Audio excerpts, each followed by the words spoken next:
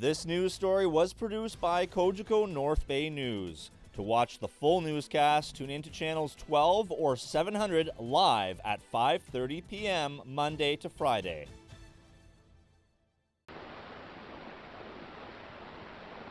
I am Dracula. Lugosi in the 30s, now to Morgan Bedard and the Gateway Threatre Guild in 2016. Dracula is coming next week. I want to do another classic, and all my life I've been a big fan of Dracula. This was maybe more than any other show I've done for other people. My mom is absolutely obsessed, and has been since I was a young boy, with Dracula. She was trying to scare us as kids earlier than I think it was probably healthy for any mother to do to a child. So this is, hopefully with this play I can scare her a little bit. And I love the story, and it was the right group of people were in the town at this time, and it was time to do it. Dracula has been romanticized in many productions. Does Bainbridge see him as a romantic character or as a brutal killer? I feel bad for the monster, but we can't ever forget that he's a monster. And Morgan Bedard, who has been wonderful here in North Bay, playing an assortment of roles, is doing an absolutely tremendous job being a Dracula that you are afraid that you would be charmed by. Vampires themselves are very seductive. Yes, they're very seductive. But to call Dracula romantic, I think that's a stretch as to what he does. It's a bit of both, I think, especially for Mina.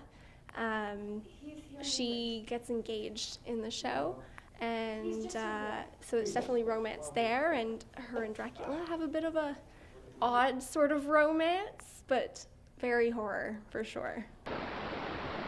Children of the night, what music they make. And how do you attack Dracula's accent? Do you go English or Eastern European? I tried my best to keep it as authentic as I possibly could to the Romanian style of accent, which is tough considering that I have never been there. So I'm going off of, thank God, the glory of YouTube to help me kind of go into that world and come up with that kind of an accent, because the accent is pivotal, I find. If no one in the entire play has an accent, I think Dracula should, because it sets him apart from every other character. Interestingly enough, Smith, who looks a lot like Winona Ryder, who was in the 1992 version, hasn't seen that 1992 version or read the novel, but she says that may not be a hindrance.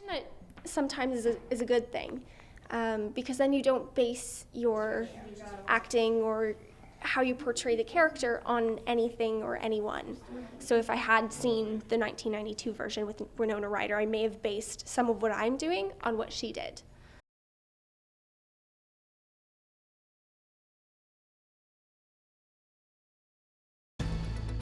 If you are interested in watching Gtg North Bay News, you can become a subscriber by calling 1-800-267-9000.